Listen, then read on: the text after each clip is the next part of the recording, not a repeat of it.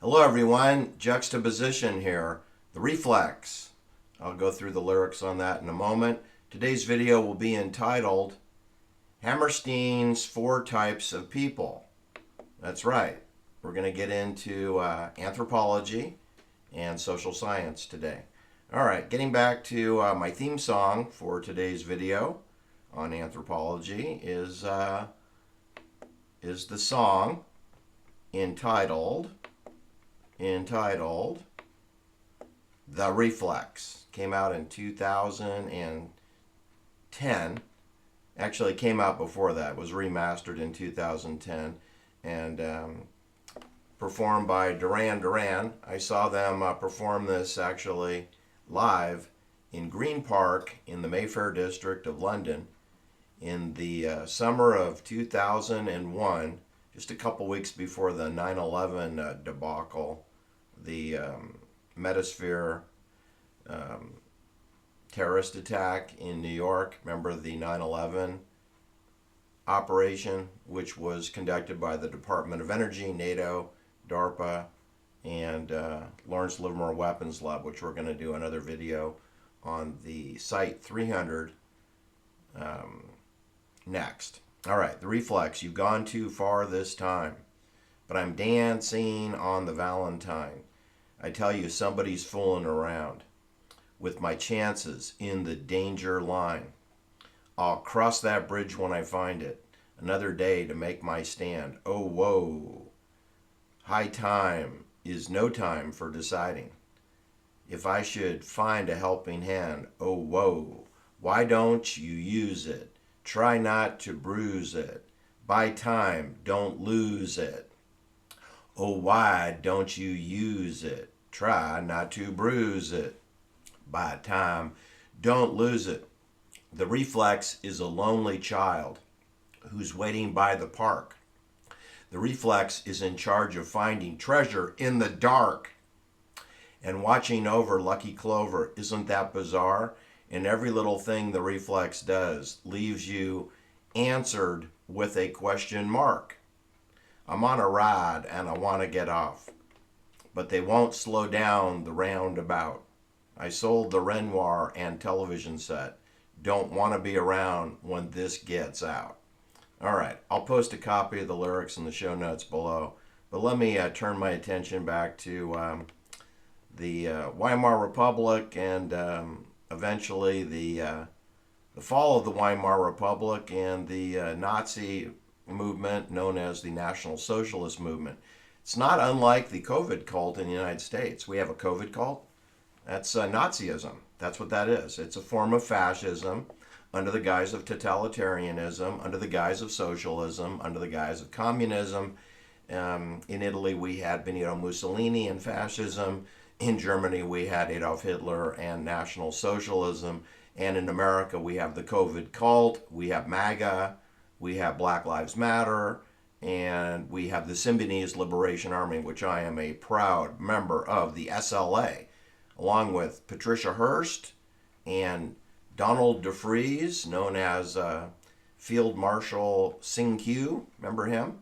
And Patty Hearst became rebranded as Tanya, a bank robber of the Hibernian Savings and Loan in San Francisco. Patty Hearst. She's my cohort, right? Along with Wendy Yoshimura. Don't forget Wendy Yoshimura. She stored all of her automatic weapons in her boyfriend's garage. Wendy Yoshimura attended College of Arts and Craft right down the street from where Juxtaposition grew up. I grew up about 6 blocks up Broadway Terrace from the College of Arts and Crafts, where Wendy Yoshimura went to school.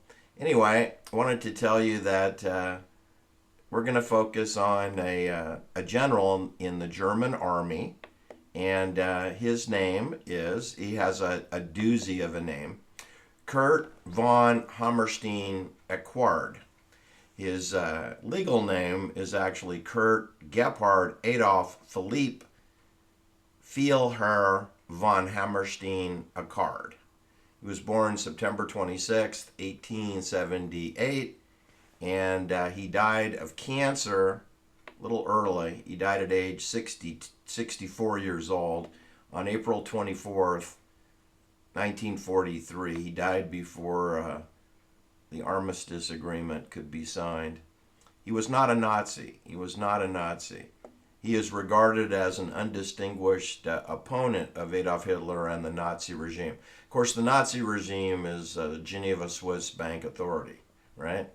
And the Allied forces, which would consist of the British monarchy and United States of America under Franklin Delano Roosevelt, that's a fascist regime too, right? That's a colony of Switzerland.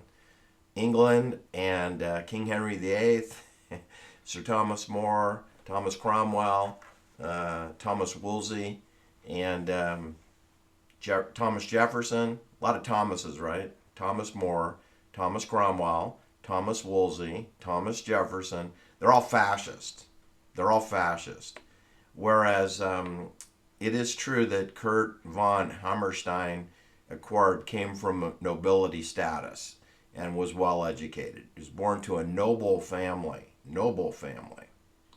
All right. And anyway, I'll provide a link to his biography below, but I want to get on to the anthropology of today's video.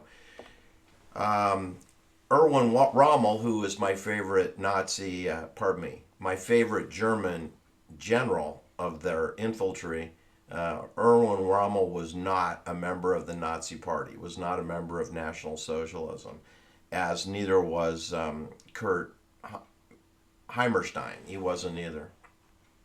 But my favorite general is Erwin Rommel, and I've been told multiple times by different people that Erwin Rommel classified the people in his army into 4 categories. This is a fallacy. It's not true. The Hammerstein 4 types of people is unique to Kurt von Hammerstein Eckward. All right, he was a 4-star general in the German army. He characterized the types of people that were conscripted into his army and or assigned to him through officer schools and military academies. There's the, kind of the pipeline is that it's conscription, where you bring in the people that don't have a legitimate excuse, don't have a job, don't have connections, and they're drafted in as conscripts into your army. And the other is the officer category, or what they call the general staff administrative support for the officers. The source of this quote of Hammerstein's 4 type is none other than Kurt von Hammerstein Eckward. All right, so essentially what he takes is he divides people onto a matrix of axis as being, number 1, you're either clever or you're stupid. In other words, you're smart or you're dumb. Smart or dumb, clever or stupid. So those are two axes that you would be characterized as being assigned to. The second division point is you're either a hard worker or you're lazy. You're hardworking or you're lazy. Those are the four types that Carl Hammerstein distinguished. All right, and quoting Carl Hammerstein, there are clever, hardworking, stupid, and lazy officers. Usually, two characteristics are often combined. There are some clever and hardworking. Their place in the Army would be in the general staff to support the executive officers. So if you're highly intelligent and highly hardworking, you can look forward to steady employment as a part of the general staff, but you're never going to be a four-star general. All right. The next category, which is sort of the juxtaposition of the first category being intelligent and hardworking, the opposite of that is to be stupid and lazy. Now, that makes up approximately 90% of every army for NATO forces on the planet Earth. 90% of every military, army or navy is going to be stupid and lazy and hate their job. Okay, they can be supervised and suited to do routine duties with no real authority whatsoever.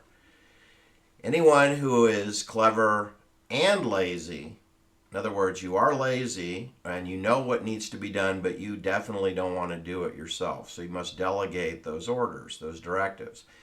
So anyone who is lazy but also highly intelligent is qualified for the highest leadership positions in the Army because they possess the mental clarity and strength and the nerve necessary to make difficult decisions and delegate directives. All right. Then finally, that leaves the stupid but hardworking people. Yes, there are stupid people that work hard. You must be very aware of these people within your Army because they must be heavily and closely supervised. They cannot be trusted with any responsibility because they will always cause damage to your forces. All right. I'm sure the experience of many would confirm that Hammerstein's topography having to do with the classification of people within a civilian world conscripted into the military does make sense that there are these four types: lazy and stupid, lazy and intelligent, highly intelligent and hardworking, and stupid and hardworking. Those are the four categories. All right, so that's what you find in the military. It's also what you find in my own neighborhood. By far, 90%, or I would even suggest 97% of my neighbors are stupid and lazy. They want their creature comforts. They like abundance. They don't want to take responsibility for anything. And they believe whatever poppycock, balderdash, and mendacity is foisted upon them on their cellular phones, which they stare at incessantly, whilst ignoring the airplanes over their head and the polluted air in their sky. All right? This is the world in which we live. Dumber, Dumber, The Truman Show, and Hammerstein's four types fit into The Truman Show quite nicely, neatly, and tightly. All right? What I should tell you is that there's only two ways to exist in the meta-universe. I like to coin the phrase, it's a matrix of menacity, our society. The society of our parents and our grandparents, it was a matrix of menacity also. Pearl Harbor, Vietnam, the Korean War, World War II. It was always a psychological operation for the masses. And there's only two types of people. The people who are in the matrix of menacity, hopelessly lost and clueless as to find an exit door, possibly looking. Lazy and stupid people, they don't look for the exit door. Highly intelligent and hardworking people, they are looking for the exit door, but the controllers know that, so they put them into infinity amounts of loops. They spin them into rabbit holes. That's the weaponization used, the technique used, the magic act used, the Svengali trance used is have hundreds of conspiracy theories, none of which represent the actual conspiracy, the plot to pacify and control the people of our planet. What they do is they take highly intelligent, hardworking people, like the people who are paid members to my channel, and they attempt to enslave them into a hopeless, infinite loop of trying to get all the information possible about various conspiracies. I'm here to tell you, being an auditor is completely unnecessary to have more than 1% of all the information. You can deduce the truth of the matter with 1% if it's a decent sample size. You don't need to look at every single conspiracy. Of course, I'm on a quest to do that on the Juxtaposition channel. I'm looking at hundreds of conspiracies. I should say cover stories presented to us by the media. Anyway, there are two types of people in the matrix of mendacity known as the metaverse. There's all of us that are in it, which can be lazy and stupid, can be highly intelligent and hardworking, can be highly intelligent and lazy, and can be stupid and hardworking. So they're in it. And then there's the people that are the the prison guards and the bankers who finance and fund the water and food services for the farm animals. This is a plantation of farm animals with real ID verified to trace, track, and target every one of them to practice human husbandry, to milk the cows, to dispose of the cows and turn them into hamburger meat when their contribution to the collective farm is at an end. Then it's time to be turned into tacos. Ground beef, I think is what you call that. Ground beef tacos. All right? So that's my video for today. Carl Hammerstein's 4 types of people. They have always existed within our society, which is a metaverse today. It's a matrix of mendacity. And you can see that the people that rise to the highest level are incredibly lazy, but very clever. That's the predicament we find ourselves in through no fault of our own. Take care now. Do like and share my videos. I am heavily shadow banned.